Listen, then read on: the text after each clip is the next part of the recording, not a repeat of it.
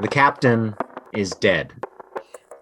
After almost 2 months aboard the ship, looking for a safe and fast passage to Kryn space, at the very edge of the system, a giant nebula whale, a creature of myth and legend that few people have ever even heard of. Nobody on this ship was interested, whether they were interested in the ship or the strange lattice work of magical crystals, or perhaps the crashed ship, the derelict ship that the Northwest came upon.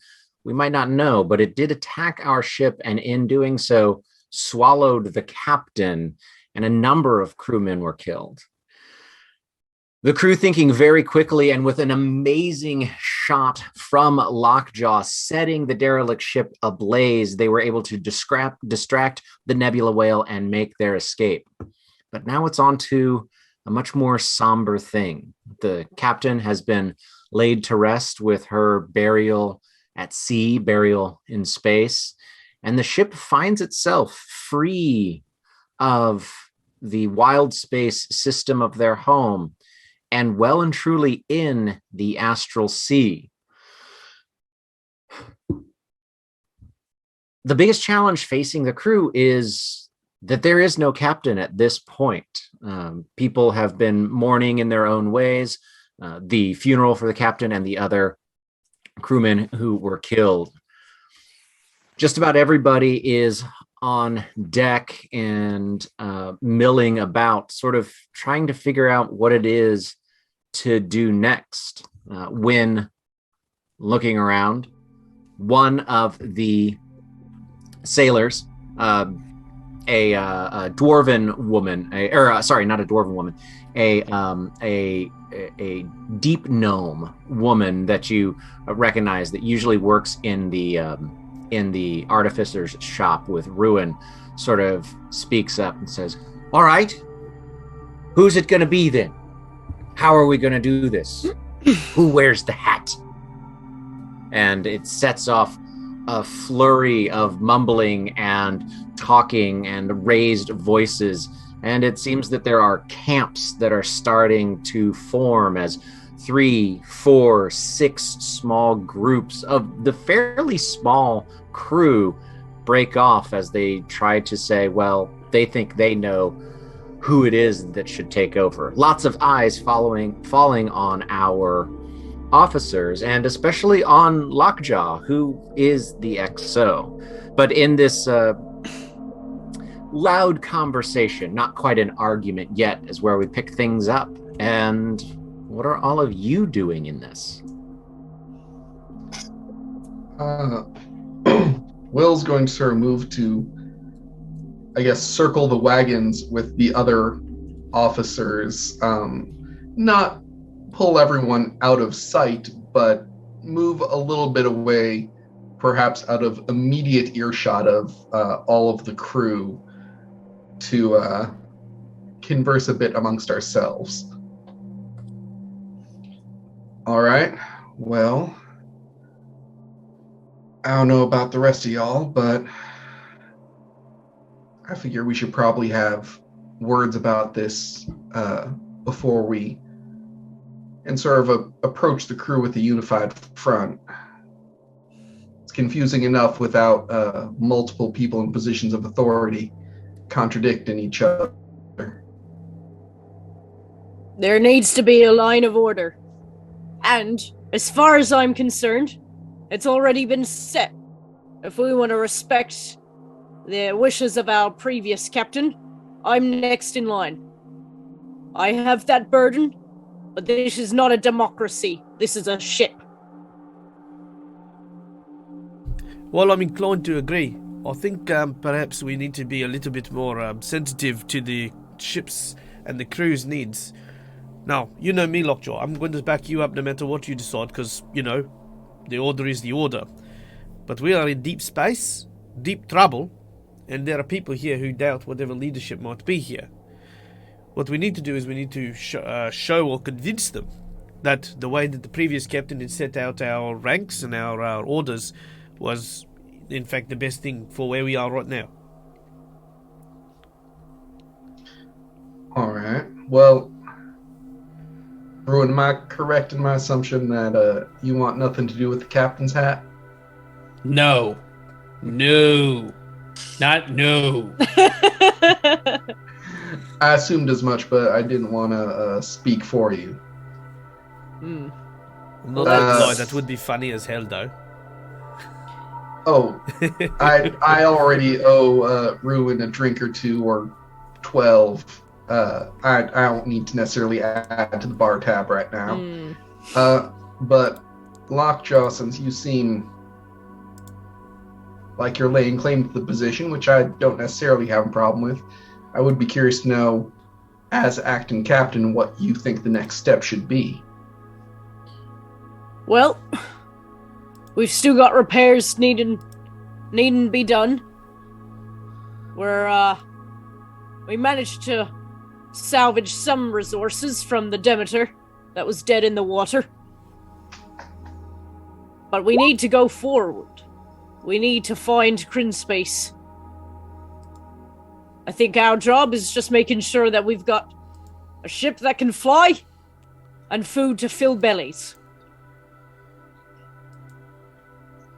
At about this time that you're all sort of you're standing around, and the sort of the joke got made, and Lockridge sort of laughs and claps Ruin on the back at his absolute refusal to want anything to do with leadership or responsibility. And you can't make out individual conversations, but you see that there's a group that sort of is pointing at Lockjaw and is making the crowd sounds to be supportive and saying good things. And there's this other group that's pointing at Lockridge and Ruin, and you can see that they're sort of arguing back and forth. And you even see there's two guys that are a guy and a woman, who one is gesturing very angrily at Will, and and the woman is sort of making these placating gestures of trying to calm him down and say, well, I don't know, maybe. And like the volume on deck is rising when there is a loud sort of ooh from one little pocket of these, and there is an older human man, probably in his mid 50s, long blonde hair that's braided back. He's pretty much he's a deckhand. He mans the cannons when those are needed. And then there's another half elven guy, and the half elf has just punched the human just straight in the face. And the guy, like, he takes it and is raring back to probably just absolutely massacre this half elf. And Tig is the deep gnome, who is like holding onto one of his legs to hold him back. And it's at that point you actually see the chimpanzee that Lana had turned into. She had shape-shifted into in order to get up the stairs. She's normally too big in her drider form to get up the stairs from below deck. She's in the middle of all of this, and the chimpanzee form sort of just evaporates in a puff of smoke, and there she is in her, from foot to foot, probably a good 15 feet across. She's almost 10 foot tall, full Drider form on deck. And everyone is a bunch of people are knocked out away. And she says I have to remember Lana's voice. It's been a really long time. I think she spoke with a Yorkshire accent. We're gonna go with Wisconsin. She said, "Now that is enough. Okay, we all have a lot of feelings that are going on right now, but this is ridiculous. Tig, Baldwin, Ashcroft, you should be ashamed of yourselves. Now, the captain has always given me free reign over the galley, and what I say in the galley goes. And right now I'm on the deck, and that's not the galley. So we need right now is a good hearty meal and an extra ration of small beer, and everyone, you get down below deck right now." Can I back up Lana at all? You can if you want to. Absolutely. Yeah, before whatever you're gonna do to back her up, make a charisma check for me, please. Make a persuasion or intimidation, whichever one you want. You don't have to tell me which one it is. Okay. You need to beat. Well, you do have to tell me because you're gonna roll it. And I'm gonna see it. It also will show up. It will show up. That's what I was just going to say. But you need to beat a 15. Nah. Will is going to move up behind Lockjaw and help if possible. Oh my god. This is happening real quick. We're going to let that roll stand. But yeah, what do you say and do? So he's trying to come off intimidating. But I think he just kind of comes in too late.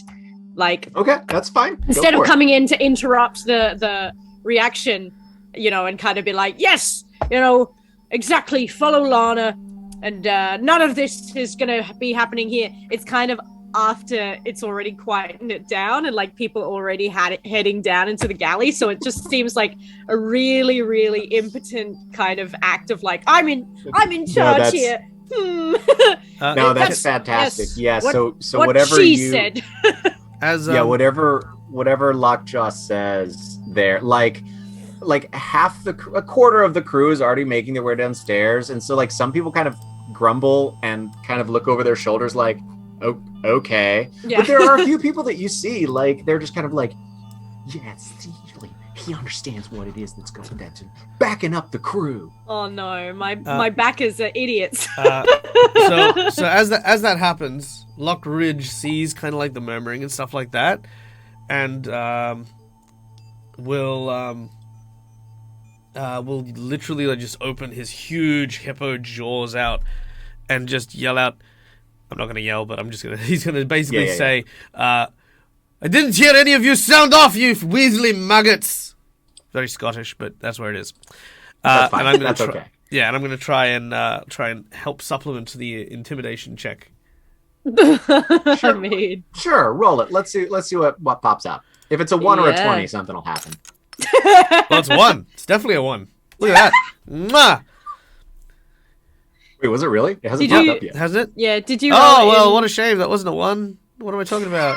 Yeah. Well, we know Michael is such an honest guy that was a 1. Absolutely. Okay. How do you spell 1? Like, I didn't pass 3rd grade. Is that with a 2 and a 0? Is that a 1? Shit. Okay. As you say that, there is this is the frailest, wispiest, oldest member of the crew, and not in a like grizzled old salt kind of way. This guy is like, he had no other options, and the Shrine of Talos wouldn't let him stay there anymore. And like, it's an act of charity that he's even on here. He's on the ship as hospice, and he just walks up to you after you get done like intimidating everybody. At least that's what you tried to do. Yeah. And he just places a hand up on your like bicep and pats you, and he says, "You try your best. We know." And he just like shuffles like he's shit himself on down. So that was what just happened on deck. So Will looks over. Go ahead. So below deck, we'll say we'll jump like a half an hour ahead of time, ahead of this moment. Lana is back below deck. She shifts into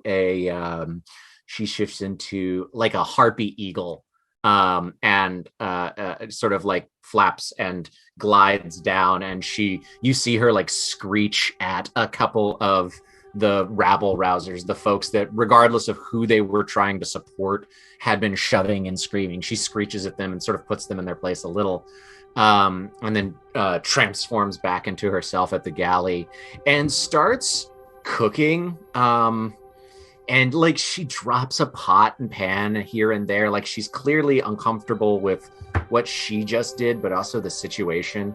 But an actually pretty good meal is getting served. There's meat, and there's roasted vegetables, and there's a good hearty like broth, seafood broth that's getting served. And everybody has their regular ration of beer, but there's also a small beer, so like not in size, like it's watered down, that everybody gets an extra ration of. And like people have calmed down, but there clearly are some pockets. There are pockets of sort of support, and it seems just by glancing around that there are sort of three or four main groups that have all sort of clumped together like high school lunchrooms. And you would get, well, the reason that they are clumped together is up to you to find out. This is a chance for the four of you to do what you used to do for the captain, which was kind of damage control and also taking the temperature of this crew. And you are free now to wander from group to group. There's four main groups, to see what it is that they are saying and what they have to say. So we're just going to call these groups A, B, C, and D, since you don't really know yet who is saying what with any of the others. But let's go ahead and actually just roll initiative for me. And okay. That's a fun combat. way of doing it. Just a way of making a scene, I guess. Yeah. Oh my gosh. That is 7. That's a 3. Boy, howdy. I don't know what is up with my rolls today. All right. Well, that gets us. I mean, you say that, but you also rolled the highest. Did I? Yeah. Yep. So well, 7 I don't is need the to roll highest high. roll I we just have need there. to roll higher than everyone else.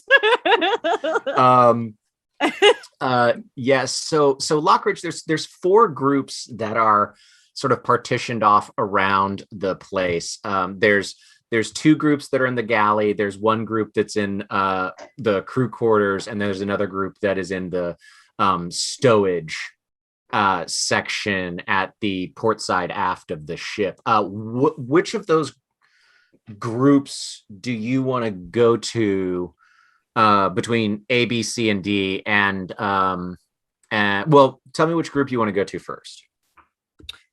I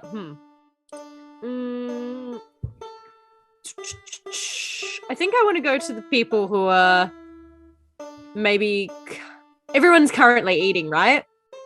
It's like hot dish. Like everybody's got like a bowl. Yeah, like they're standing around. Yeah.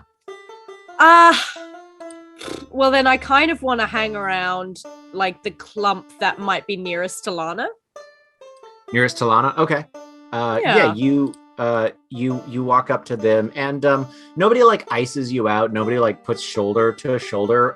But you see that like you can tell that the conversation quiets and sort of shifts a little to the like they start talking about the weird crystal magic net that you guys were dealing with, and you kind of think that maybe that's not what they were talking about. But yeah, you walk up to this. They make room. They don't ice you out or anything like that. But so yeah, go for it. Take it away.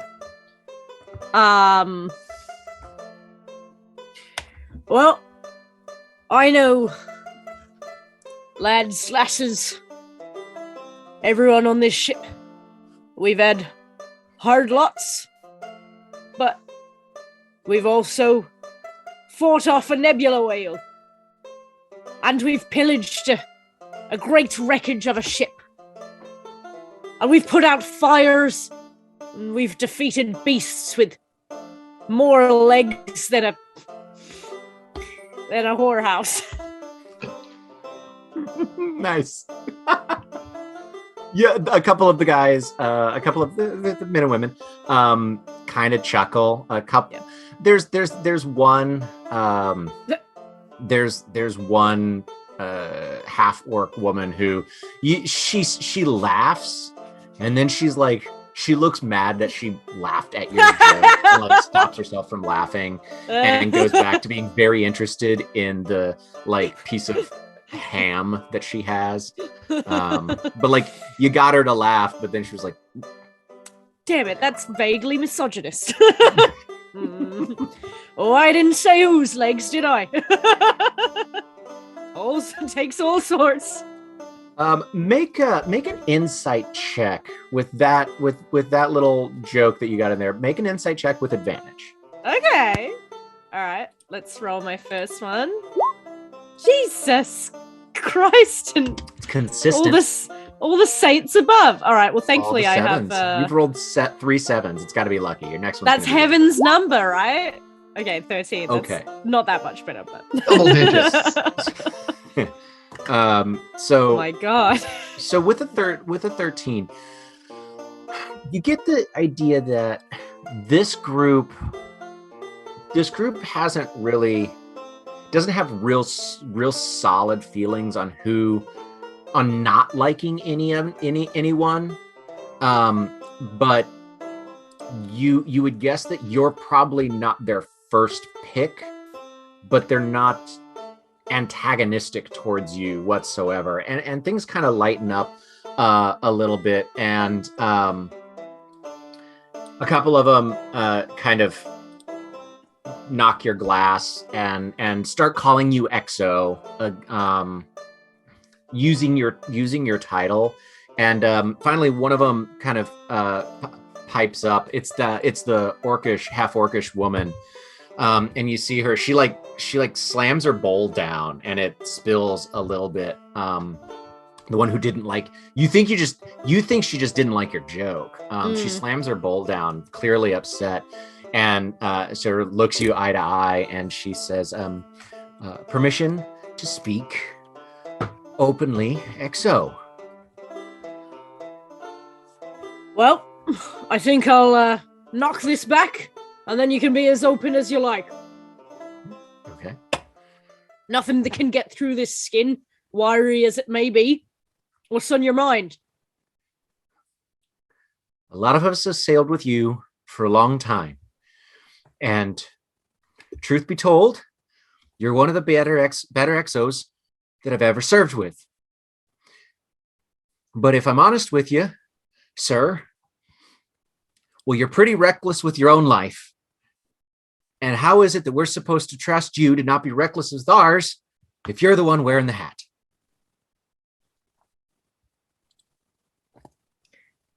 It's a fair point. You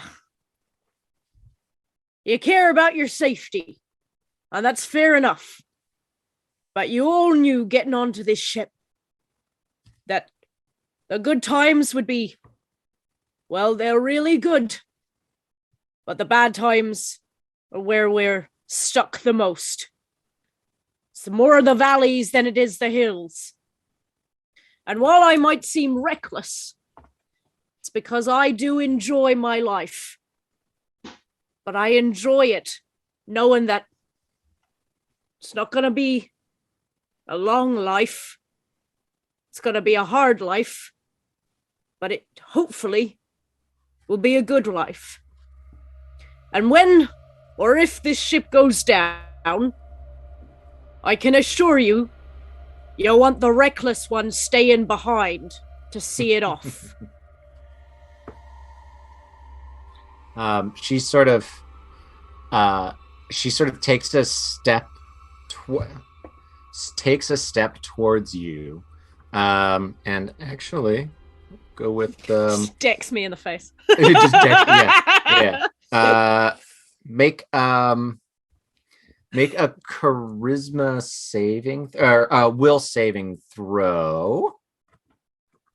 Will? Is that wisdom? Wisdom? Or... Yeah, wisdom. Yeah, Okay, sorry, I always say will. No, Make that's a all wisdom right. saving throw. That's an 11. My rolls are just trizash. Ooh. So this is a dead even tie with her intimidation check and your Interesting. save. But she takes a step towards you, and she's like, I was gonna say an inch. So she's what did we just say? 32 millimeters away. She's about 32 millimeters away from your nose, and like the other folks step aside, and actually some of the other groups, the other group that's in the galley has gotten quiet and is kind of trying to listen in, but quiet enough that you're probably the only one that can hear it. She says, "You just tell me that if I die on this voyage, I'm gonna die because I'm getting et by something, or because something out of our control, and I'm not going to die because of a bad call made by the person in charge."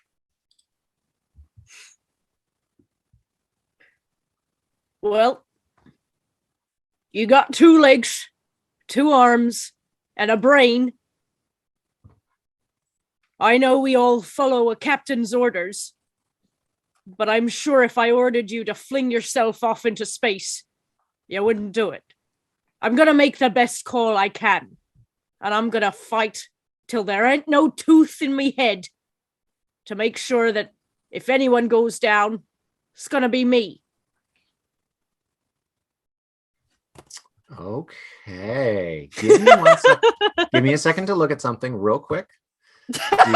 Get so nervous when you say that.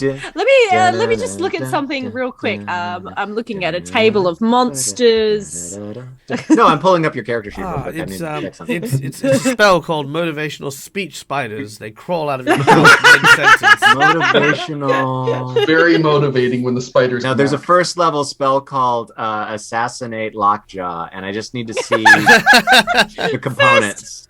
First level. Very niche. It doesn't come up often. Please make a performance check with advantage. Ooh. Have I just completely put my foot in it? Doesn't look like it to me. Yeah. No. Roy. During these little interlude things, let's just go ahead and say that all of the officers can hear what's going on unless one of you says, "I want this to be private." Yeah. Because all the officers are cooperating with each other, at least so far. Dun, dun, dun.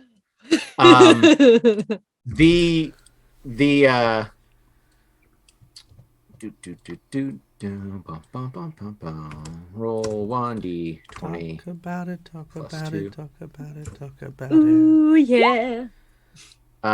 What's Lockjaw's armor class? 12. 12. Yeah, so 14 does it. So she puts a hand on your shoulder, Great. and headbutts you.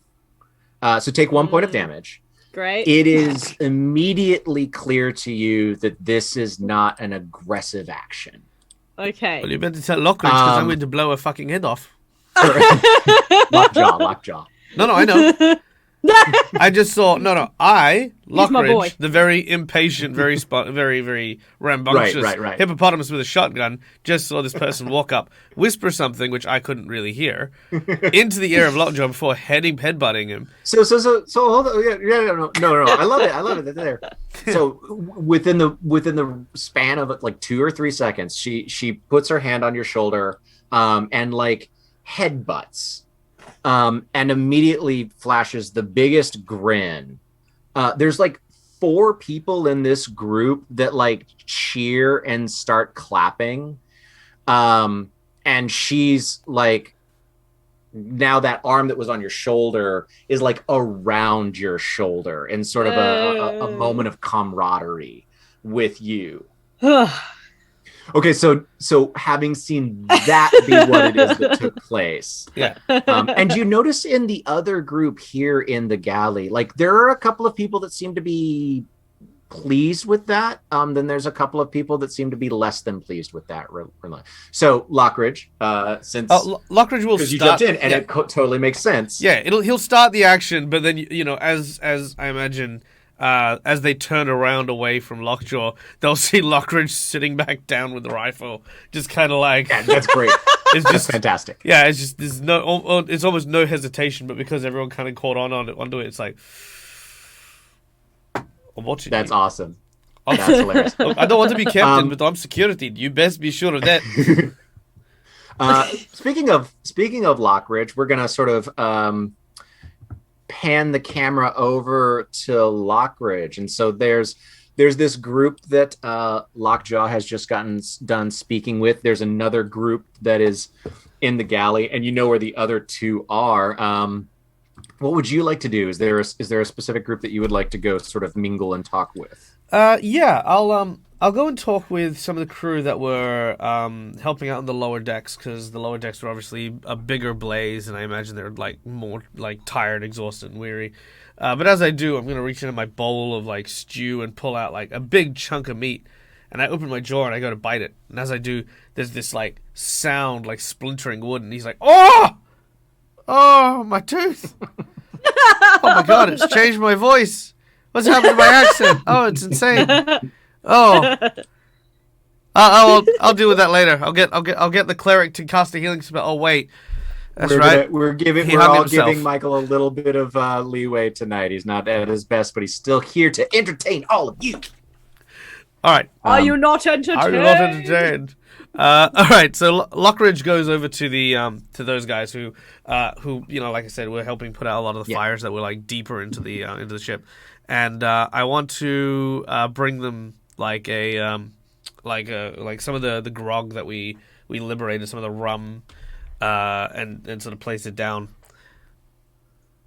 Great. So they're in one of the stowage cabins. So there's a little bit of not quite privacy, but there's a half a wall between this. And oddly enough, so as you walk up, the barrel of grog the half barrel of grog that you would have brought them, you see that like one of their guys, sort of Captain Morgan style, has his foot on that already. Like he's using it to lean up against. And as you walk in, people like flash you grins, and some of them are warm grins. Some of the grins would potentially almost make you a little uncomfortable. Not like they're threatening to you, but just like that these aren't great people. But this group, as opposed to simply existing while you walk up, this group opens up and welcomes you into the circle immediately upon seeing you. And actually one of them sort of passes by and pats you on the shoulder as he goes and just sort of like leans against the doorway, kind of to stop anyone else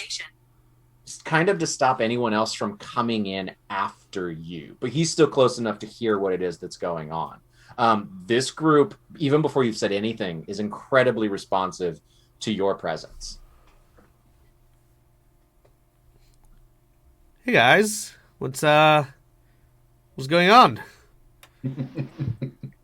One of them, it's the guy it's Captain Morgan posing on the barrel, and uh, uh, let's see, what would your rank be? We'll call you a sergeant.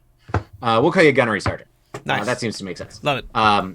So he sort of smiles at you and he says, "Oh, hey there, Gunny," and he like clicks the heel of his boot on the top of the thing, and like the top of the barrel comes flipping off, and he grabs it, and they clearly have already opened this, and one of them dunks a mug into it and hands you a full mug of ale. And after that, he sort of flashes you this smile that's slightly uncomfortable because it has a allusion to how much he enjoys maybe doing bad things in his previous life. He says, we're all just sitting here waiting for the right man for the job to step up. Oh yeah? And what are you looking for from this right man?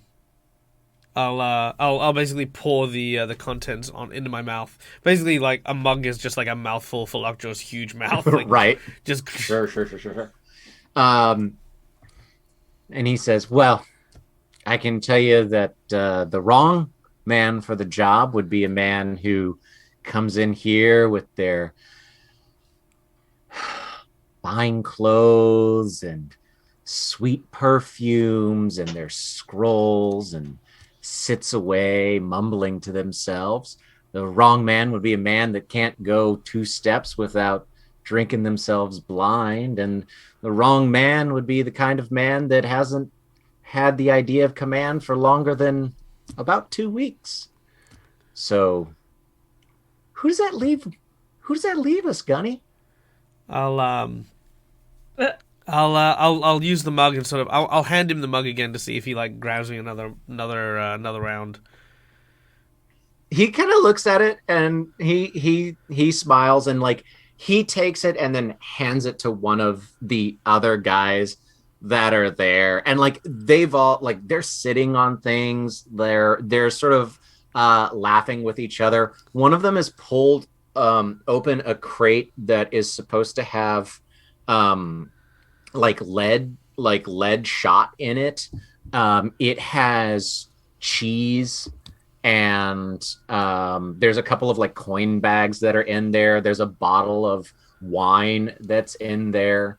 It looks like there's some like salted jerky that's in there. Like all of a sudden there's these hidey holes that are opening up in this room that some of them are like showing off now that you're in the room, that they have these little stashes. And like at any point that you accept what's being handed to you, it's stuff. It's just like, hey, you're part of the club now.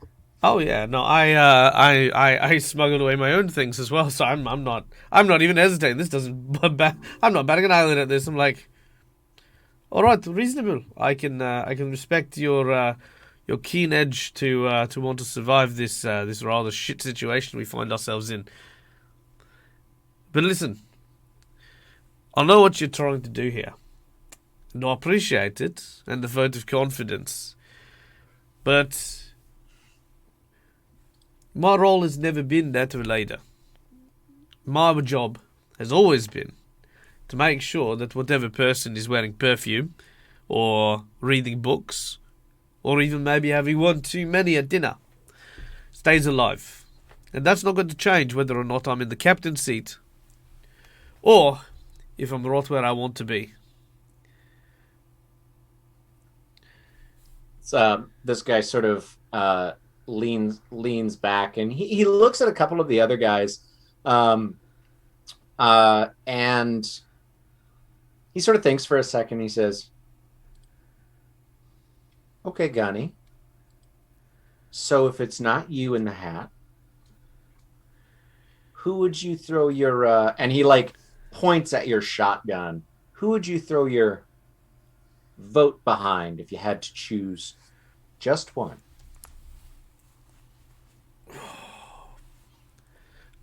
He looks at his gun, then he looks around. He gives it some real thought this time. Before it was kind of like a reflexive, like, this is the chain of command, this is the order.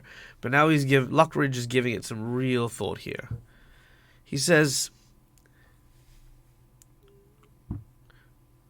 Lockjaw gives quite a strong presence on the ship. He knows this place better than he knows the bottom of any kind of alcohol barrel. And for that, Lockridge has always had my trust. But you're right, there are definitely times where, their particular vice can cause a few problems here and there. But it's nothing that we're all not suffering from. We all have our own little things. For I, for one, like to enjoy my own midnight snack, But I wouldn't want people to define me by that. As for Will, I think Will is an ideas man, not a decision man. And I think being an officer suits Will because, we need people to come up with plans, but we need people with the stones to be able to make these calls, hard or not. I haven't seen blood on his hands, and I'm not sure what would happen if it did. Strangely enough, Ruan seems to be very, very down to earth. But the chair is not for him, if you know what I mean. Because there's a hunger that comes with it. Because if you don't seek power, if you don't seek wealth, if you don't seek survival, then what are you doing in the seat? What are you fighting for, and who are you fighting it with? We don't have a perfect captain, and I don't think we ever will. But as long as all the officers work together, no matter who comes in charge, we'll survive. My vote right now is for Lockjaw, as the most experienced member on the ship. And just between us, I'm not going to tell anyone about the all of this stuff. Look, truth be told, I've got a few hidey holes myself. But I want you to know that if you ever feel as though you can't come to Lockjaw for something, you'll always have my ear. Because whether or not I'm in that captain's seat, I'm always going to be looking out for you and for everyone. Oddly enough, so I would like you to make, with your breakdown of everyone's past accomplishments, would like you to make a history check with advantage. Ooh, actually have history. And I rolled a natural one again. Wow. And you know what's a good chaser for that natural one? A freaking 3. Yum, yum, yum. Look at that. Well, look, a 3 is better than a 5 is better than a natural. That's very 1. true. It's very true. But Roll20 could use some double digits. Just saying. I was about to say, I don't think we've only broken double digits like once or twice this session. Only a couple of times. So the guy that seems to be the leader of this little microcosm seems pretty. He seems to like he's nodding along. He's following it what it is that you're saying.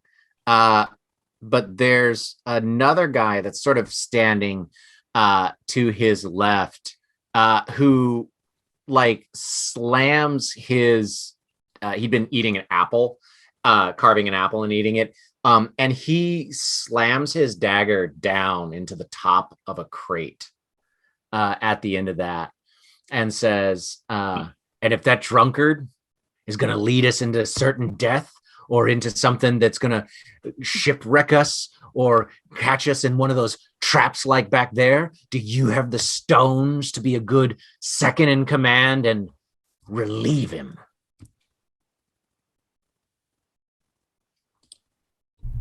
Thinking about that, he says, if it comes to that, you have my word, I will not hesitate.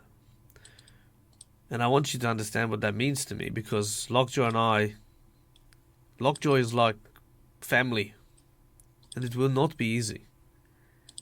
But if strength is what you seek, and it would make you feel more secure on this ship, at the very least I can give you that.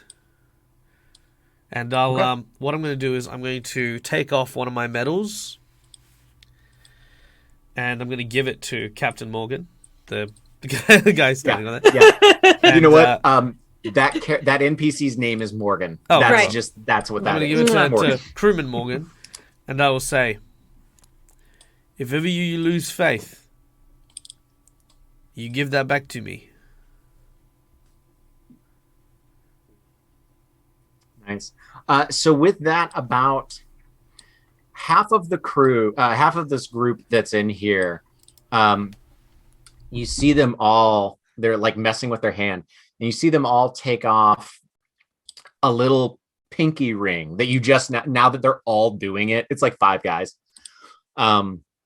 You notice that everyone in this room is wearing one, and 5 of them, like almost in a line, they walk up and like look you in the eye, and they just drop, they look at you, and then they look Morgan in the eye, and they just drop the ring on the top of the barrel in front of them, and those 5 walk out, and there's about 4 or 5 left, including Morgan, left in the room with you, that all seem pretty happy with how this conversation went.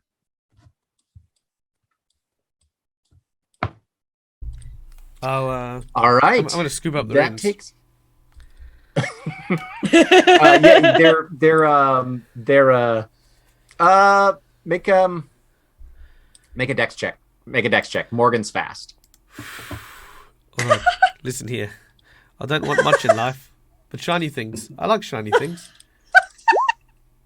After all these very Oh, speeches. that's Oh, so Morgan gets them right before you. No, it's not close. It's not close. No, it's Morgan not close gets at all. them, Yeah. and then you start to go. And then wait, I Um, want to try a bluff check to make it pretend like I was trying to get alcohol instead of like fucking up. Let's say this. He gives it to you. You can tell it worked on everyone except for him. And he holds one of the rings out to you, and it's just a simple little silver ring that's got like a flat disc on the top, and it's like someone with a knife has etched a little triangle into it, and he just hands you one of the rings. You could like clip it in as an earring. Yeah, maybe. I'll probably do that. Am I a stone cutter? Is that what's happening? You just became a 4th level mason. Oh, nice. I love it. All right, so with that, I believe that Ruin and Will had the same roll, but I think that Will actually has Dex. I do have a +1 to Dex. I'm happy. Will is happy to let Ruin go first, since Will is going to be reading the room before he approaches a group anyway. All right, fair. Fair enough. So let's say this. Lockridge, when you sort of wander back to the other officers, do you tell them everything that happened in that room? Because I will say, since it's in a different room, you guys probably didn't hear what happened. I won't, but I will passively be keeping an eye on the people who gave me their rings, in terms of like making sure they don't meet up and start having other quieter discussions here and there. So the other 3, Lockjaw, Will, and Ruan, as you are paying attention, you do you can tell that there's some frivolity going on in the room with Lockridge, and then like 5 guys come out of it that are not happy about whatever just happened, and then Lockridge and 5 other guys come out perfectly pleased in whatever it is that's gone on. Well then, yeah, let's kick it over to Ruin then. So there's a group still here in the mess hall, and then there's a group that's wandered off to one of the cabins.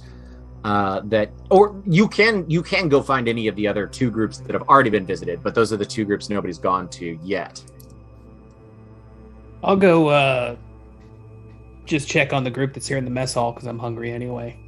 Somebody pushed me into a chair. I need post-chair snack. Yeah, sure. You sort of wander over to that group. And they sort of look at you, and like one guy sort of steps aside to make room for you, and the other guys like look at him funny and then kind of make room for you as well. Like no one's trying to, you're not getting the body language that they're trying to get you to leave, but like you either are going to walk up to them or you're going to be socially oblivious to this fact, one way or the other. And they kind of all go quiet as you walk up, and there is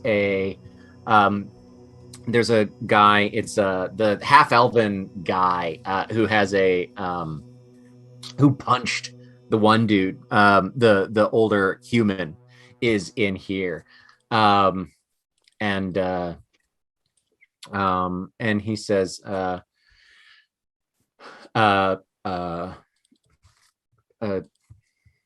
sir, can we help with anything?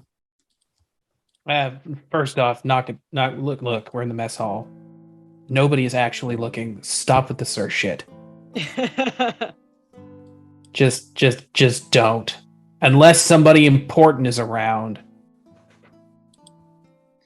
So he goes, he says, oh, yes, of course, one of my teachers that really wanted us to like him, let us call him by his first name. Okay, don't do that either. Good God. Do we have alcohol? Somebody hand me a drink. They all sort of look around, and one of them like has their glass of beer. No, one of them turns around to a glass that is just half drunk sitting on one of the other tables and hands it to you and says, absolutely, sir. I mean, Mr. Drova. Hell yeah, minesweeping. And I'm just going to down it. Okay, look, so what's the scuttlebutt at this table? Oh, well, we were just discussing the fascinating arcane quandary of that strange interconnected web that we saw. We hadn't quite seen anything like that. All of the different crystals and the magical properties of it. We would be absolutely fascinated to hear what it is that one of our officers that are clearly skilled in such matters would have to think of what it is that we witnessed. Okay, crewman suck ass. You don't get to talk anymore. Somebody else tell me what you were talking about. Another one says, he's right. We just thought that the magic thing was neat. You sat in the chair. What do you think it was? And this is the guy that like let you into the circle, and like he's like, yeah, what do you think it was? And like someone elbows him like hard in the kidneys. Did I seriously sit at the table of nerds that's not talking about the actual problems? Looks like it. Make an insight check. Make an insight check. We were just playing a role-playing game. 19, absolutely. When they elbow him, it all clicks into place. They are all, the scene. I'm going to use a reference from a movie to explain what is happening here. The scene when all the super smart asshole Harvard kids are making fun of Will in Good Will Hunting. That's what these crewmen are doing. They all either have been sailing longer, or they may have gone to like a naval academy or something like that. All of these guys are smart, and they're trying to ask you about stuff that they think you aren't smart enough to comment on. All right. Listen. So yeah, you realize that's what's going on. I understand all of you are fancy sailors and whatnot, but I've got legitimately 2 jobs here, and I want to keep it that simple. I'm here to keep the ship running so you don't die and blow up anything that's trying to kill you. Do we understand this? Make a Make a performance or a persuasion check. Either way, your choice.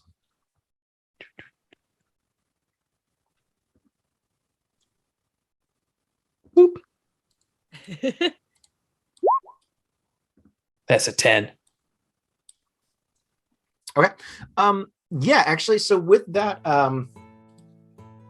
the smarmy one, the one that you kind of thought might have been trying to suck up, and then you realize, oh no, he's the asshole.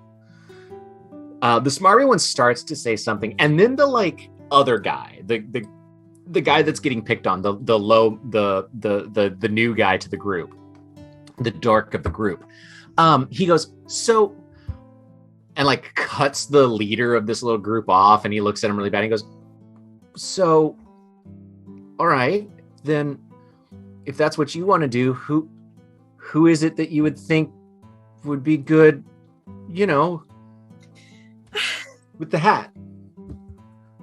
Listen, I haven't been here that long.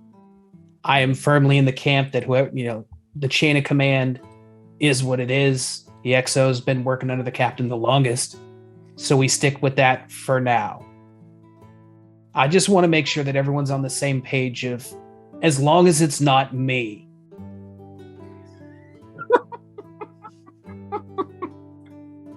Make a persuasion check, just one straight roll. I love that. As long as it's not me. That's going to be on your tombstone. Holy crap, was that a natural 20? Yes, it was. Finally. I am very serious. So Otherwise, you're going straight in that leadership position, mate. You the smarmy one takes a couple of steps forward, and like he looks at you, and then he just holds his hand out like for a handshake. Like it softens for a second. Like he's not looking at you in a diminutive way. Like he kind of looks at you as a fellow sailor and holds his hand out like a peace offering handshake. I'll take his hand. Okay, as he shakes your hand, he sincerely, as a compliment, says, well, as long as we all know that you understand what you are and what you aren't, we'll back your play. I know what I'm good at and what I'm not. Yeah, like he thought that was a compliment. Alrighty. That will take us to Will. You're welcome to go to any of the groups. The group that hasn't been visited yet is in one of the crew cabins, the cabin on the starboard side. Does that group happen to have the two people who seem to be having an argument while pointing at me above decks? No, they're not in that group. Like one of them was in the group that Lockjaw went and talked to, and then it looks like the other one was probably in that group that Lock Ridge went and talked to. As you saw them walk off, though, Villia is in this group that's holed up in the cabin. I don't know if I need to make an insight roll for this or not. I have been under the assumption that the crew probably views Will with a certain amount of distrust as like the useless representative of the firm who's on board. Is that an accurate assumption, or make an insight check with disadvantage? Okay.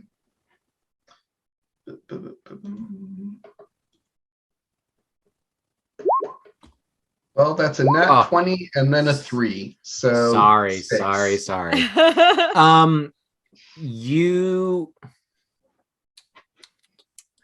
let me ask you this. Would Will's self-doubt make him more likely to think that people didn't like him, or would his arrogance make him more likely to think that everyone knows that he's here because he knows what's best for the mission?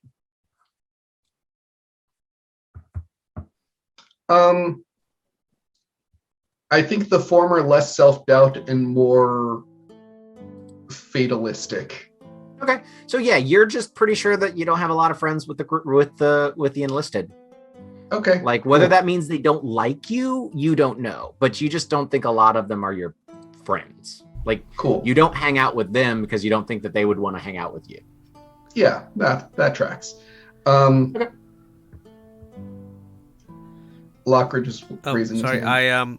I just wanted to let you know we have a group inspiration Oh. from Lord Garthen, if that would help. Oh. Well, everybody go ahead and give themselves one of those. And Will, if you want to Alright. use it for that role, you're welcome to, or if you want to save it for, because you haven't gotten to that group yet. So we haven't rolled any interactions yet. So you can save it or you can use it if you want to.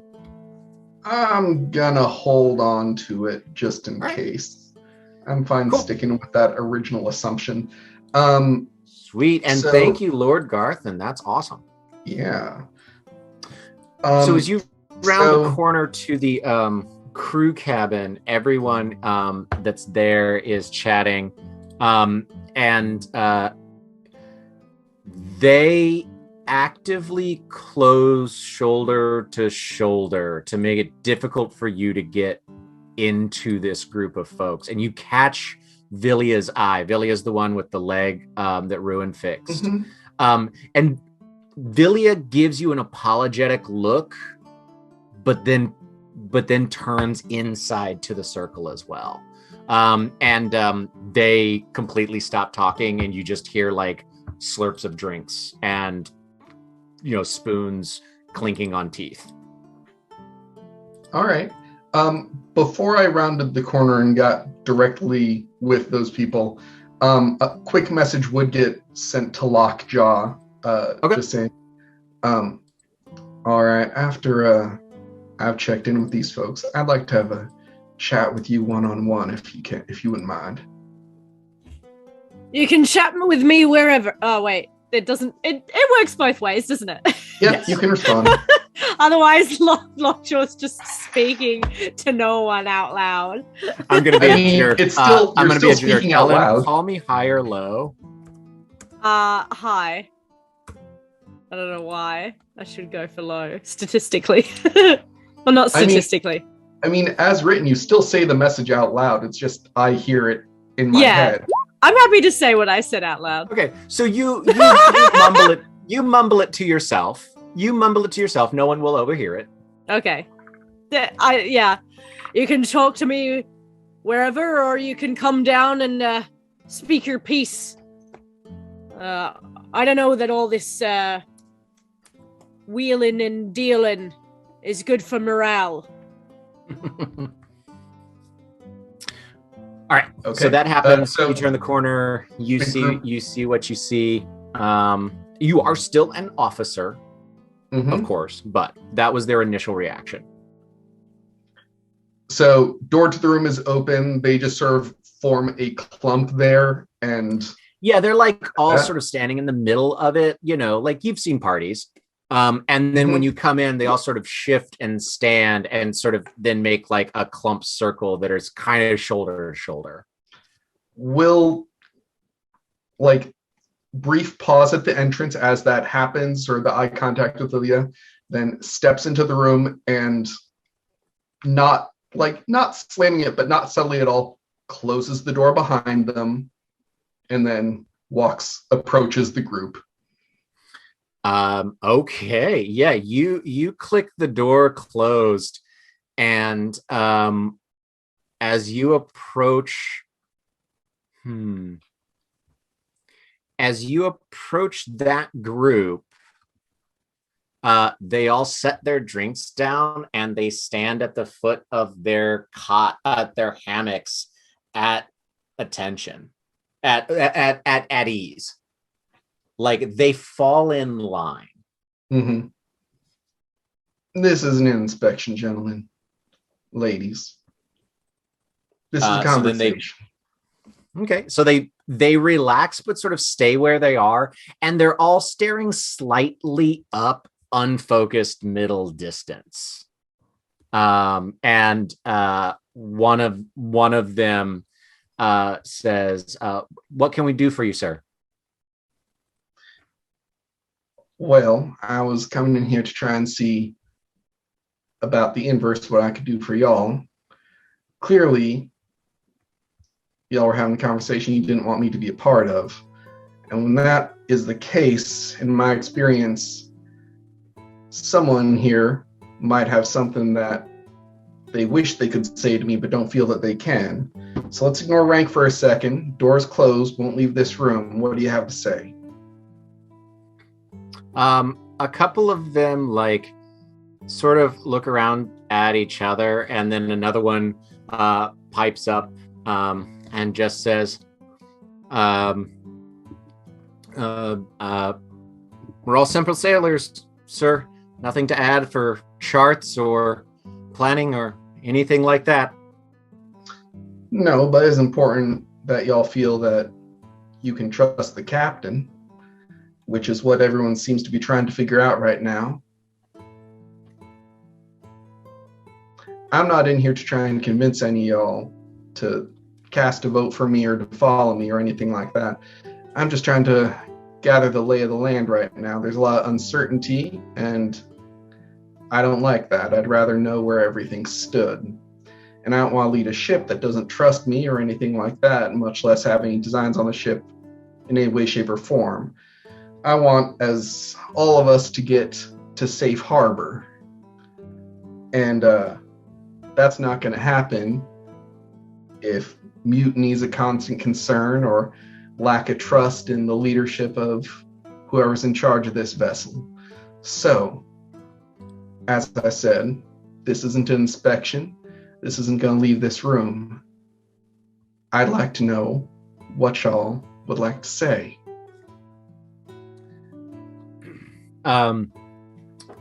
Villia sort of takes a step forward. They're all still staying in this awkward we're at an inspection. But Villia takes a step forward and like, sir, and then he stops like staring into the middle distance, and actually like just his shoulders relax and he turns and talks to you. And he says,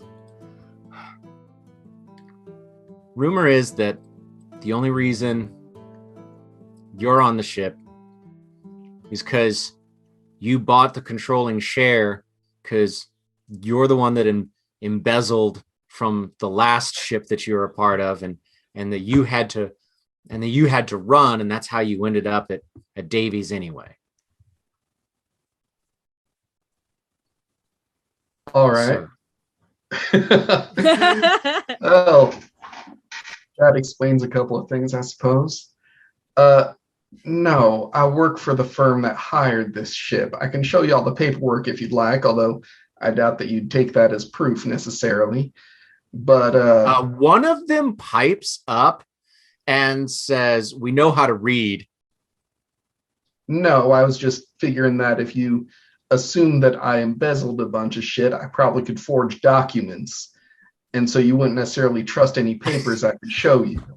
The ones that aren't Villia all like start looking at each other like they hadn't thought of that before.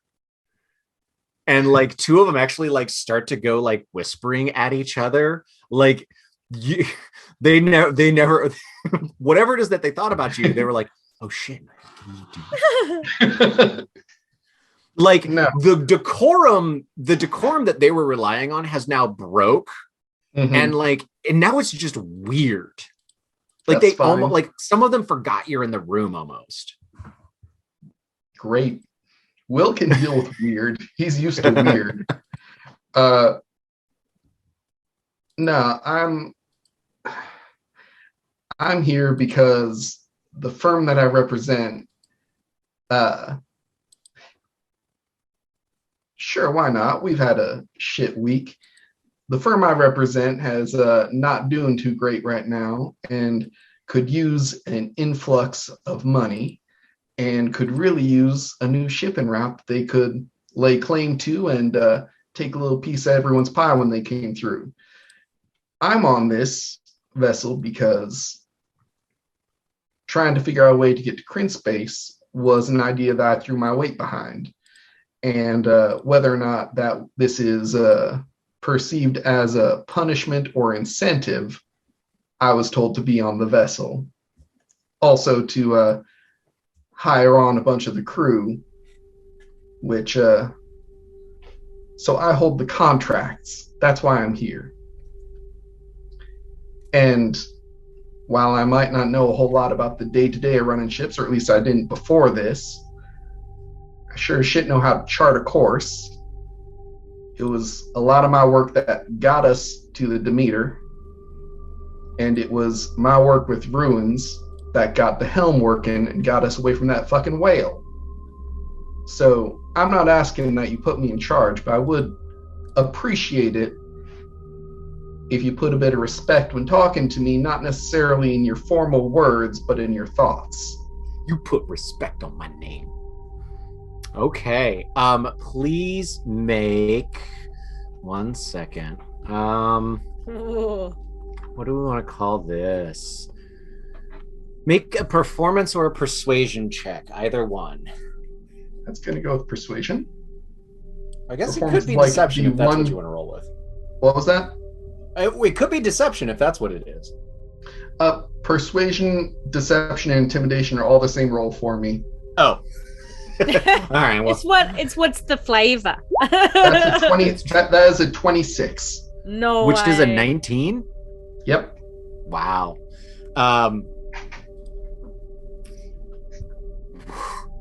Okay. With that, that's interesting. With that,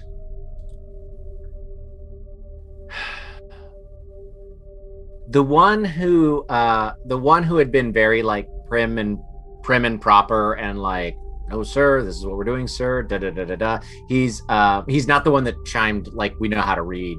But that one sort of like he steps forward in file and like turns on a sharp 90 and he steps forward. But when he gets in front of you, like he relaxes and he looks you in the eye and he looks back over his shoulder at some of the others and he says, "Do you trust that Captain Lockjaw would always be clear-headed enough to make a tough call?"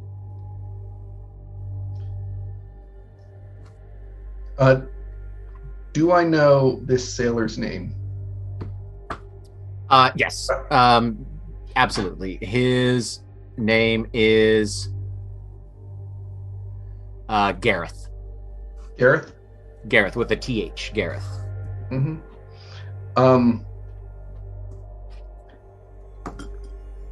Will is going like stares directly into eyes, like eye contact in a little bit of an intense way, and says,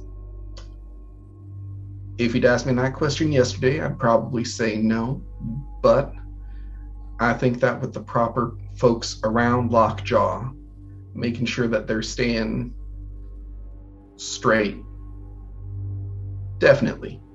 My job is to make sure that this vessel successfully completes what it's supposed to do.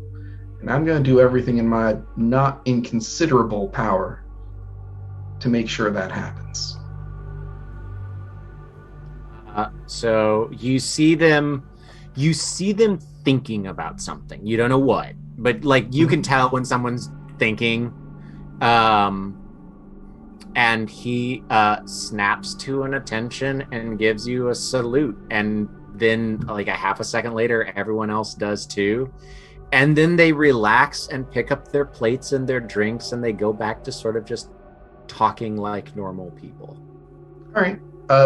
When saluted, we'll return the salute, and then they will, possibly with an extra sort of brief eye contact and nod to Vilya, since Vilya seemed the most personable, I guess. Mm-hmm. Yeah. At original, just an acknowledgement of "I see you." Sure. Will turns and leaves the cabin, leaves the door open behind them, the way it was when Nice. when they came in. I know Will wanted to have a private conversation with Lockjaw, and I want to leave time for that to happen.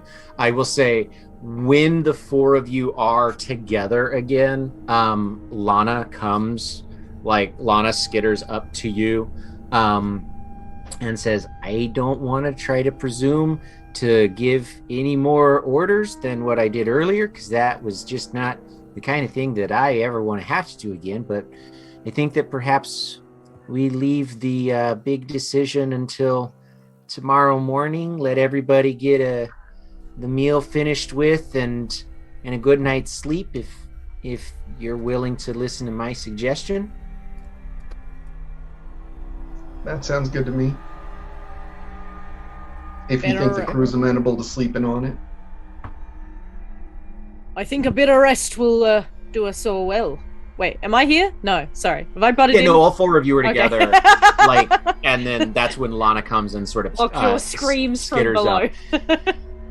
And the mood on ship seems to have calmed quite a bit. There are still clearly some people that have some very strong opinions, but nobody's shoving, nobody's voices are raised or anything like that. Cool. I think it's usual sailing code. This crew needs to be arriving at some sort of majority. So bellies are full and our rest will do well. I agree. Before we turn in, Lockjaw, if you wouldn't mind meet me on the helm for a moment. I don't mind. Ruin or Lockridge, do you guys... Well, let's let that happen, and then you guys can, if you guys have anything. We'll up above deck. There's 3 or 4 crewmen wandering about or standing at their posts. You know, it's tough to ever find a time to yourself, but you know, at the helm, you guys have relative privacy. Speaking in low voices if you need to. You know what? Fuck it. Actually, since there are people above on deck, we'll actually lead Lockjaw straight to the captain's quarters. Interesting. Who opens the door? Will looks at, basically clocks that there are people on deck, looks at Lockjaw, and then leads the way to the captain's quarters, but doesn't open the door until Lockjaw is there. Do you open the door for Lockjaw, or do you wait, open the door, then you go in? Opens the door and lets Lockjaw go in first. Okay. Interesting. Sweet. You guys are in. You are in the captain's quarters. Mm-hmm. Bit presumptuous, don't you think? Well, it's looking for a place to talk in private, and this seemed as good a spot as any. And the way I see it, one of us two is going to be calling this their own before too long. I agree. Now, I don't necessarily have an interest in running a vessel with having to look over my shoulder the whole time, thinking that half the crew wants to, would rather see me not in the position I was in. However, both through my own things that I've seen, plus conversations I've had below, there are some concerns about, to be blunt, your sobriety in terms of holding such a position. And I also know that in terms of looking over my shoulder, betting against you means betting against Lockridge. And, he's got a way about him that leads me to believe that his displeasure will probably be known at some point, and entirely possibly not in a fair fight. Oh, you cross Lockridge and you end up with a belly full of lead. Right, and I'm fairly certain that he considers crossing you crossing him. and casting a vote against you as captain might be something he views as crossing you. Are you asking me to stand in between you and Lockridge? No, I'm asking you to, well, stop fucking drinking if you're going to be captain. Well, as a point that may be useful in your conversation, you did see that. So Lockjaw. I mean, Lockjaw will drink whatever Lockjaw can, from what we've seen. But Lockjaw has his own flask, and you did see Lockjaw put his flask, give that up, and no longer has it anymore. That was sent as an offering to the gods when the captain was interred overboard. So you do know Lockjaw did that. Will does not think that was Lockjaw's only flask. Sure. Okay. Just to mention, it's also been 2 weeks, so I want to make sure that we all remember that. Yeah. No, fair play. I see. And otherwise, you'd be in my corner. Is that it? Well, I don't think there's any other really good options. Ruin shit doesn't want it. Lockridge, I don't think wants it. And I don't think enough of the crew trusts me for me to be an effective captain, whether or not I think I'd be good at the job. And that leaves you. I think you'd be a good captain, but there are concerns, as mentioned. Well, frankly, Will, I reckon if you had a thirst for it, you'd be a good captain. But looking at you, you're as dry as a bone. I don't see any passion about you. And whether I'm 3 sheets to the wind or as sober as the day that I stood as a babe, I want to be on this ship for as long as I live. And when I die, I want it to be on this ship. If it means pouring a few shots off of the galley to convince you and the crew, then that's a sacrifice I'll have to make as captain. But I sure as shit am not drinking, not stopping drinking the whole way. Otherwise, you'll have a brain that's half functioning. Well, here's the thing. You may intend to die on the deck of this ship. I don't intend to die on the deck of this ship. My job is to make sure that we all make it, or as many of us as possible make it, safely to where we need to get. And your lack of a real interest in avoiding dying on this ship is really where that concern comes from. And I'm not looking for a performance of you pouring something over the side of the deck.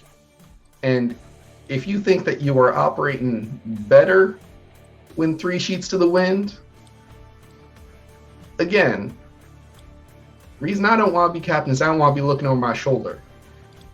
But if everyone's seeing that you're drinking on the job, I know that Lockridge stands behind you,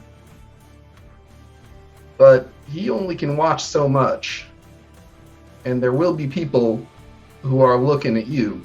And if they see weakness, they're going to come for it. This isn't a threat. This is just from everything I've seen. I'm not coming after you. I'm just making sure everything's on the table. Well, I appreciate your candor, but I think there's going to be a few areas where we disagree. Being afraid of looking over your shoulder means you're not looking forward. Sometimes you have to be a little reckless to make calls, but you have to stand by the convictions of your of the shots that you take. And when it comes to results, well, I went aboard the Demeter. I got us food. I shot at the whale. I think my actions speak for themselves. Right, I've been hearing a whole lot about your actions, and I realize that mine might not necessarily be as showy as yours, seeing as how I'm not, shouting them out on the decks all the time. But you have to realize that there are those who do work, put in work, other than you. We wouldn't have gotten to the Demeter if it weren't for me. We wouldn't have gotten away from the whale if it weren't for me and Ruin. And listen, I appreciate, looking forward, but fear's not necessarily a bad thing, because fear keeps you alive. And I realize that the more we talk, the more I think that alive's not necessarily what you want to be, and that's a concern.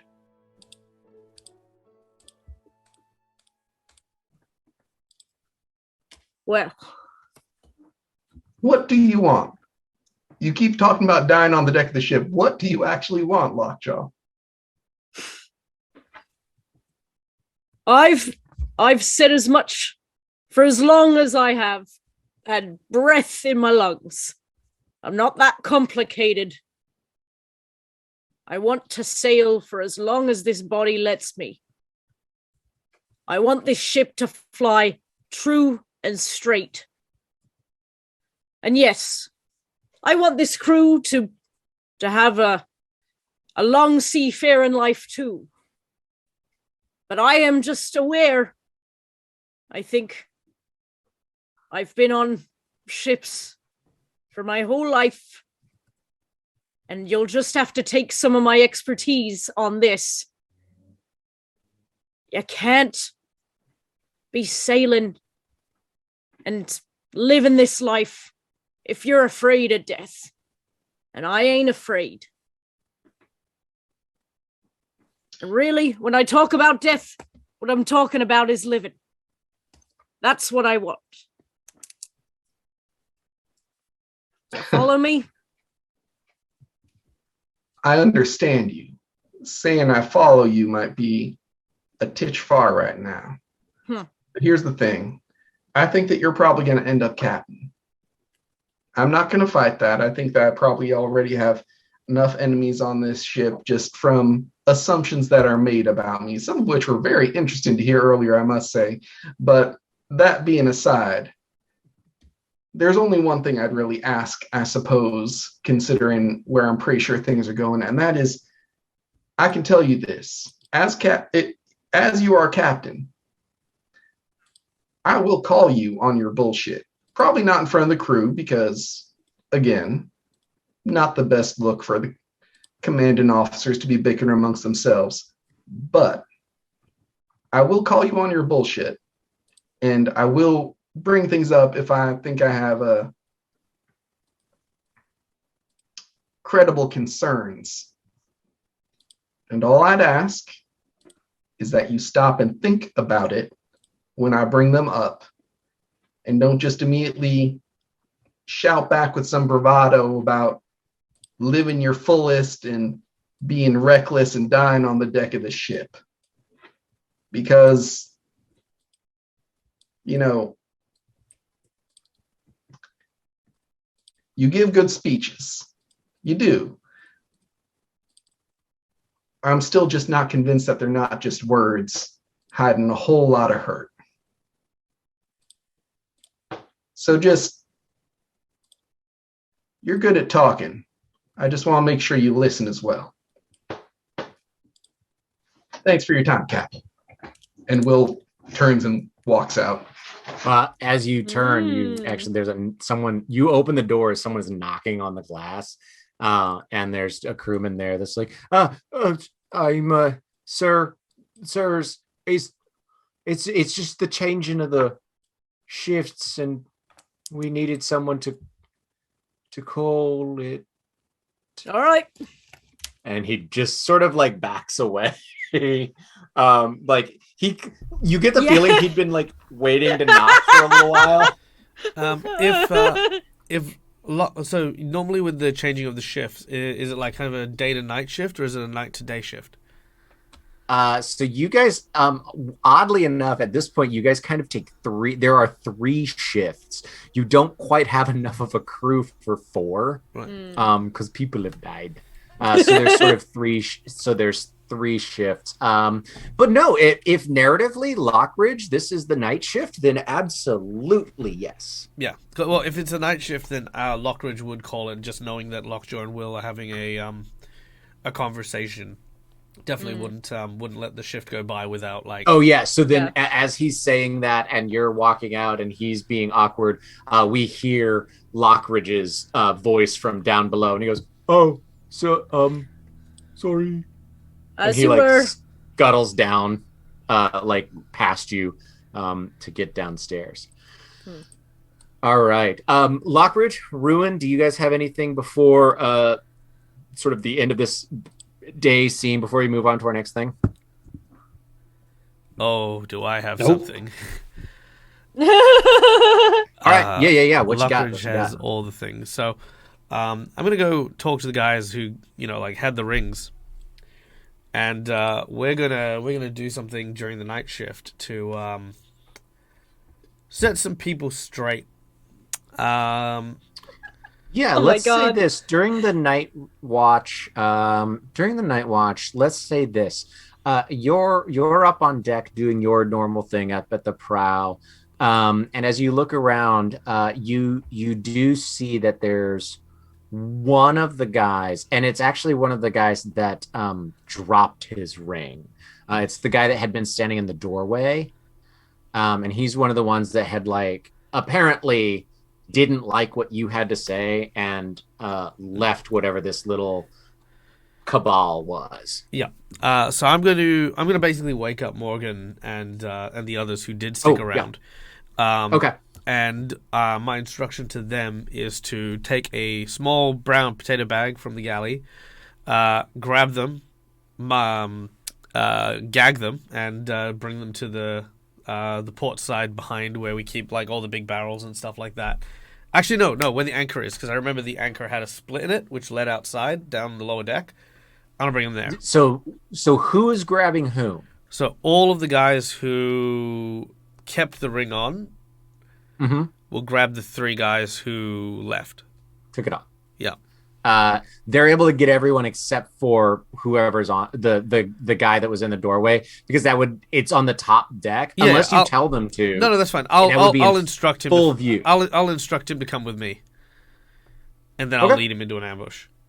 Yes, so then you guys are down in, essentially it's the lowest hold. It's a hold where you almost have to crawl down here. You're so large. A normal, a 6 foot tall person, a 6 foot tall human has to hunch. So you're almost crawling. But yeah, you're down here in the ballast hold. And yeah, they're gagged and hastily tied. You've got these four guys right there in front of you, and then there's five other guys beside you.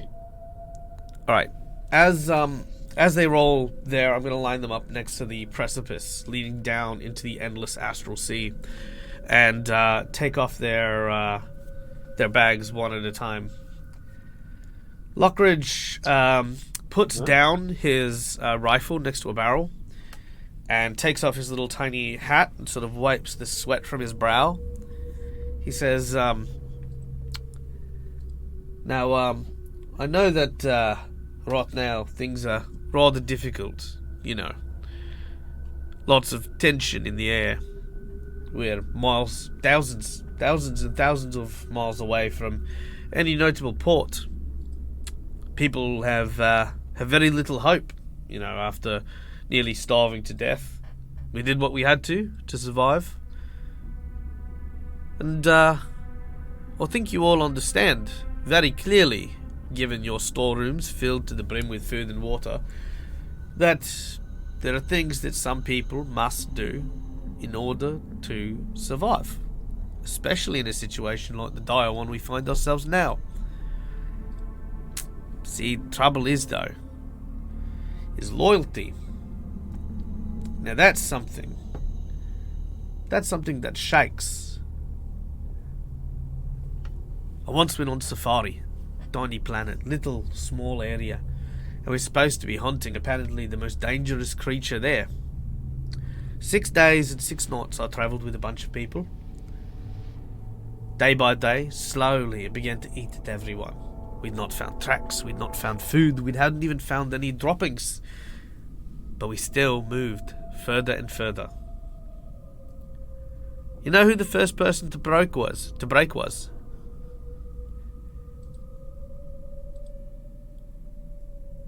The guy just sort of clenches his jaw and stares back at you. Oh, come on, have a guess. Do you think it was the big strong man? Or what about the small Sherpa who carried on his back all of the equipment? What about the survivalist? He sort of his jaw sort of shifts a little bit, and then he sort of chins up at you to suggest that he says that you're the one that broke. I'm the one that broke. Well, you're not entirely wrong. I was the one that broke first. But I didn't run. No, I realized very quickly that the reason why we couldn't find the creature while we were hunting it was because it was hunting us. It was travelling with us, you see. Tiny little creature. What I thought was just this tiny little crab turned out to have burrowed into the spine of our poor little Sherpa. Well, it's only one thing to do when somebody becomes corrupted. I then pick up the rifle again and I put it on my lap.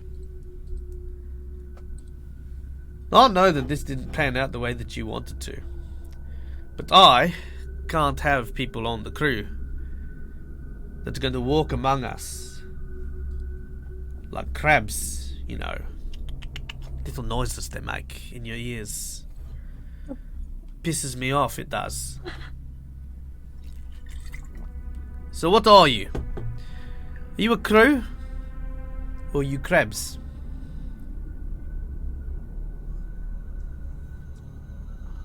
Please make an intimidation check with advantage. Holy shit. Alright, here we go. Oh, come on, baby. Alright, that's a 12.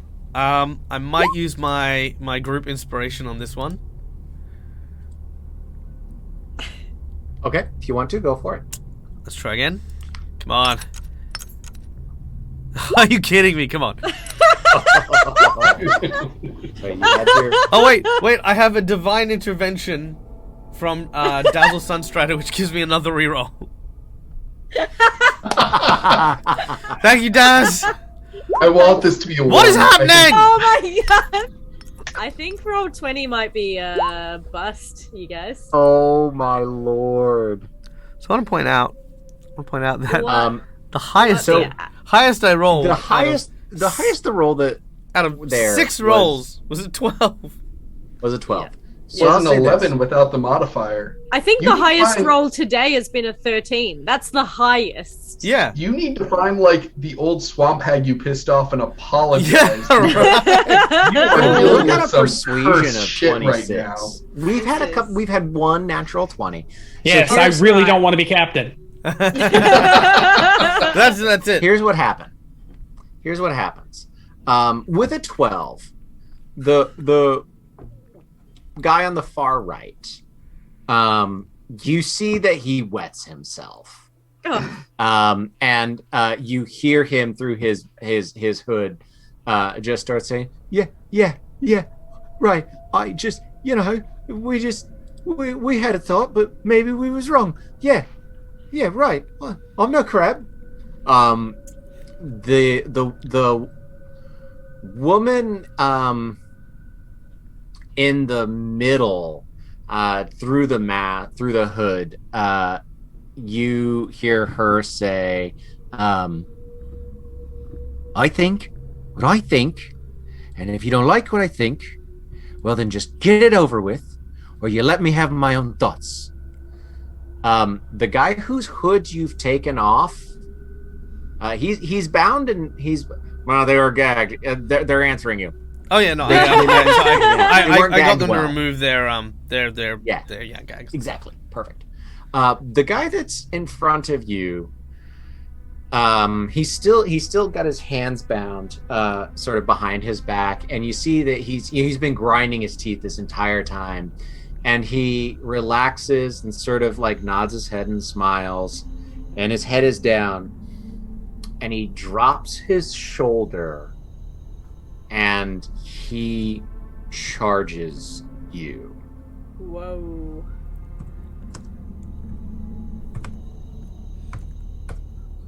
I am assuming a 12 doesn't hit. It does not.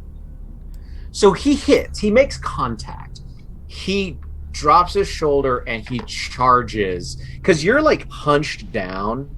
And so like imagine like rugby scrum, but it's a professional rugby player and an 8-year-old. What would you like to do?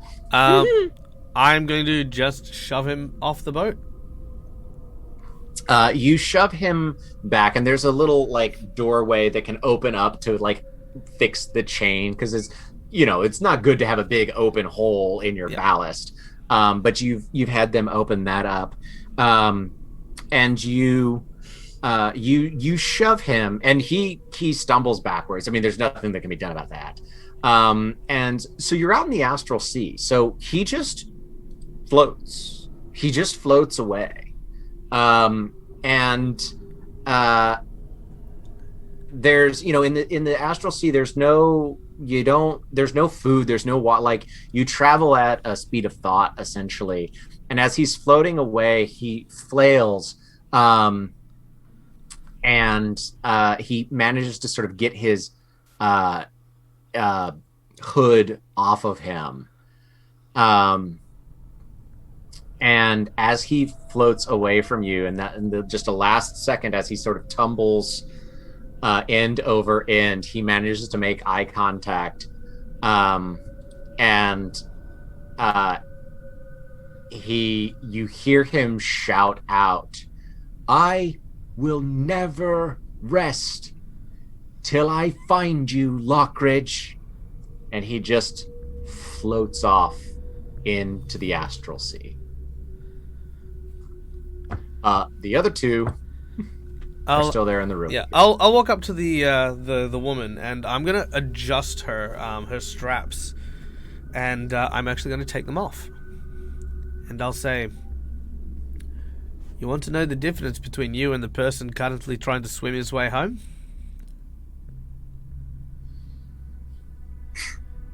It's not a bad idea to question the people in charge, but you definitely can't be a danger to them."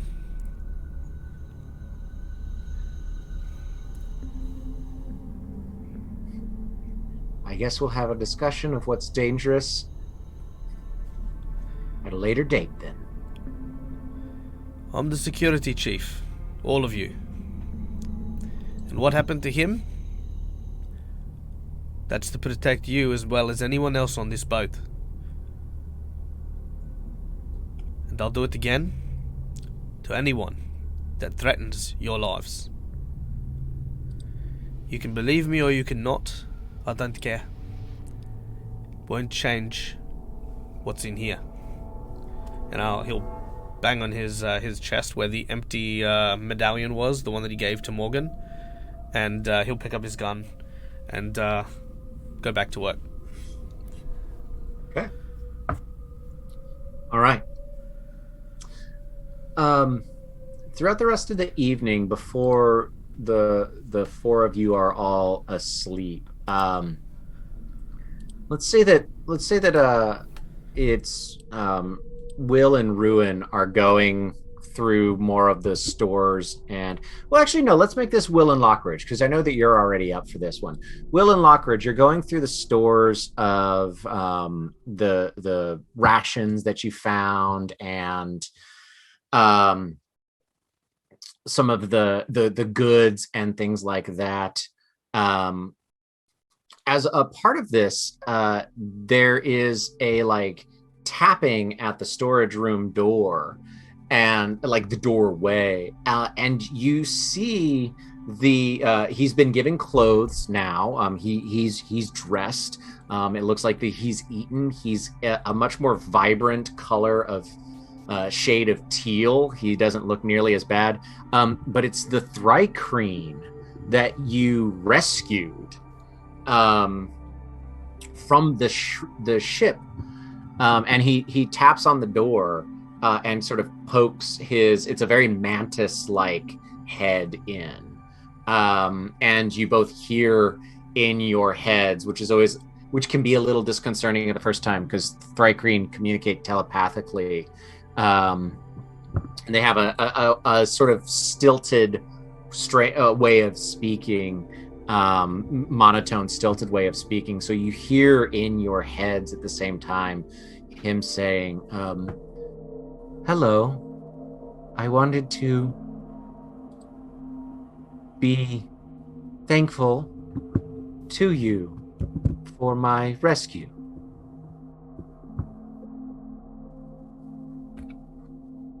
Well, you're very welcome. Here, come give us a hand while we get this sorted. He comes up and so Thrycreen have kind of two sets of arms, and he specifically crosses to Lockridge and holds his arms out, and his two lower arms sort of grasp your hand to shake your hand, as his two upper arms, he places them like gently towards the side of your head in some sort of. You haven't interacted necessarily with a lot of Thrycreen, but this seems to be a thing that he does as a form of greeting. And you hear in your head, Will does not. You hear in your head, I'm not sure that I would have made it. So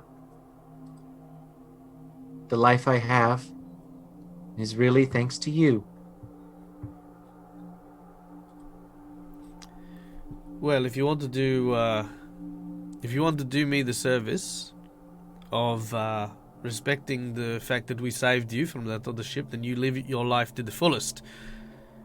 We need every able-bodied person to help us get through this, and well, let's just say Thrycreen might come in handy, eh? I sort of laugh and tap him on his forearms. Yes. And then both of you hear, what is the purpose of this vessel? Well, we're charting a path to Kryn space. He starts making audibly a series of clicks and hisses and chittering sounds. And you see that he starts knocking things over in the storage room. Hey, easy. As you say easy and all of that, there's a large box that's it's almost the size of him, and with all four arms, you salvaged it from the other ship. He starts trying to drag it out into the room. Does this look like controlled movement? Like they're knocking things over? Was that like no? Like he's the one that's doing it. He just started knocking. Like he was like rummaging stuff. Way.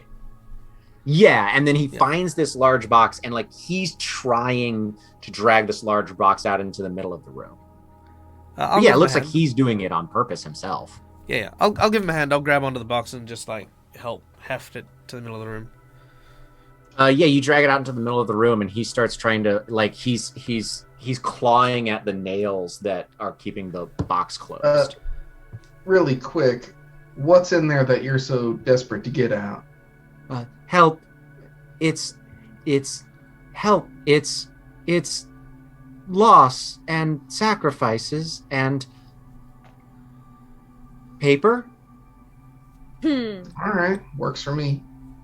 I'll grab hold of like a crowbar that we have, I imagine, somewhere for like opening boxes and things, and I'll just. Yeah, so you guys rip this open.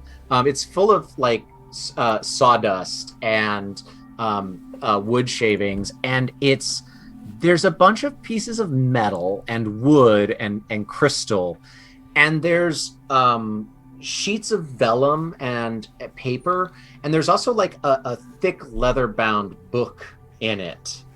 And as you start to go through all of this, the Thrycreen reaches both of his hands out and he touches both of you, and you feel a sense of warm electricity flow through your bodies.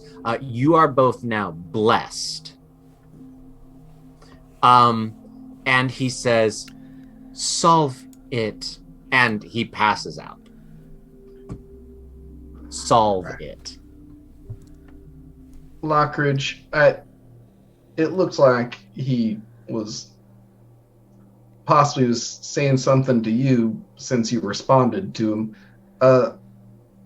Did he happen to say his name? No, I didn't catch it. No, he just said thank you for helping him out, and that this laugh that he has is thanks to me pulling him out of there. Honestly, I just ran through the wall and he was just on the other side. That is exactly what happened. I'll write up a contract and just leave the name blank until he comes to before we get signatures. All right. Well, I'm going to go upstairs and tell Lockjaw and Ruin about this weird little puzzle from him. But I think he's probably not going to get much sleep here. I'm going to take him to his quarters first. All right, come on, big boy. All right, I'll start getting this organized while you grab the other two. As you you're able to get him down and get everybody else into the room. While they're being gathered, you're able to sort of...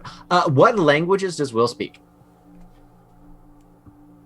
That's a good question. I'm pretty sure just Common and Sylvan, but I do have Comprehend Languages, which is going to be cast as soon as Will sees... You see language you don't recognize. Yep, Comprehend Languages. All right, so that gets cast. So in the time that it takes for them to come back down, and I'm assuming that you will simply describe to everybody what this is. So what all of you have in this box is described, and it's written in a multitude of language. There's Draconic in here, but there is Sylvan. There is Dwarven languages that are in here, as well as Abyssal and Underdark. It is a conglomeration of studies. Some of it is written in poetry, some of it is written in technical language, some of it is written in like narrative prose. This is a conglomeration of so many different ways of thinking.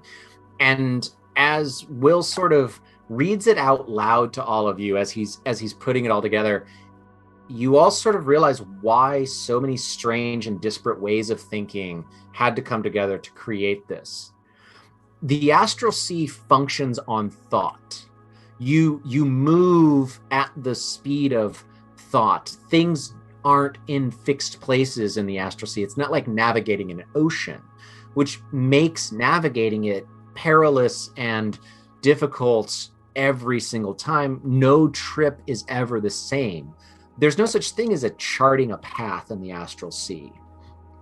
You realize that what these 5 races have come together to do is to create what they have called an astral beacon. These beacons are made of metal and precious metals and crystal, and they're imbued with raw magical essence. Essentially, this beacon, which is the size of like a 2-person personal rowboat. They're large things. These beacons, you would guess, could take anywhere from 2 to 5 days to build. but as they're being built, they have to be imbued with 5 spell levels from any number of people. As they're built, spell slots have to be given into it. What an astral beacon does is it is a fixed place in the astral sea. It doesn't move. It stays relative to everything else in the astral sea, despite the fact that they are not in fixed places. It could allow someone to chart a passage through the astral sea. It shines like a beacon. Any normal astrolabe that, like astrolabe, an astrolabe that every ship has can see one of these beacons. And as you finally read what's a part of it, you sort of understand why he says that sacrifice was a part of this. The final component of an astral beacon to make it work is that someone must freely and willingly sacrifice a memory to imbue the astral beacon. Their memory is, that single memory is gone. They give it up. The stronger and more meaningful the memory is to the person, the brighter the astral beacon will shine. But this could do something that, for as long as recorded history of the astral sea has been, has never been accomplished before. You could chart a true navigable path through the astral sea. You all go to bed knowing that. Well. The next day, everyone gathers on the deck. Everyone knows what this is. Everyone knows why we're here. The coat was sent off with the captain, but her hat and her rapier sit on the helm. Everyone's on deck. The officers stand in a semicircle around. And after a few moments of silence from the crowd, you're not really sure who it is. You hear, "All right, well, who's it to be?" Well, Will looks at Lockjaw. I'm going to be stepping up. And I know that it is a step up. You've all known me as a carouser, a drinker, the saltiest of dogs. But the captain knew that I was behind her and that I would be behind this ship. And if I needed to get out the back and push it my own self, I would. There's no one who cares more about this ship. But you all have the choice about who you want to serve. I'm stepping up as the order dictates. First mate, now captain. If you don't like it, well, I can't keep you here, but I assure you, deep space is a lot colder and harsher than my tenure on this ship will be. Who's with me? Okay. So a few things happen. You hear a lot of eyes. I suppose I need to ask, from Will, Lockridge, and Ruin. Maybe. What do we hear? Definitely an eye. Here's an I eye. can't hear you. Lockridge. Betrayal! I shoot Lockjaw in the head. Oh no. No, I don't. I don't. You hear a lot of eyes, but you don't hear all eyes. And as the crowd on the deck sort of shuffles itself around, you see about a third of the crew standing behind two people, Tig, the deep gnome, and Balawin, the older human, the blonde human who got punched in the face. And Tig is wearing leather armor, takes her jacket off and is wearing leather armor. Balawin sort of shrugs off the blanket he'd been wearing and has chainmail underneath it. And Tig steps forward and says, "Well, you drunk old fool, the way I see it, you, Captain, can condemn, half of your crew to death in the middle of a mutinous fight because you think you've got what it takes. Or you can step up as captain to face me, you and me and my exo, against you and yours." And she draws two short swords as Baalwin pulls out a mace and a shield. What would Lockjaw like to say in return?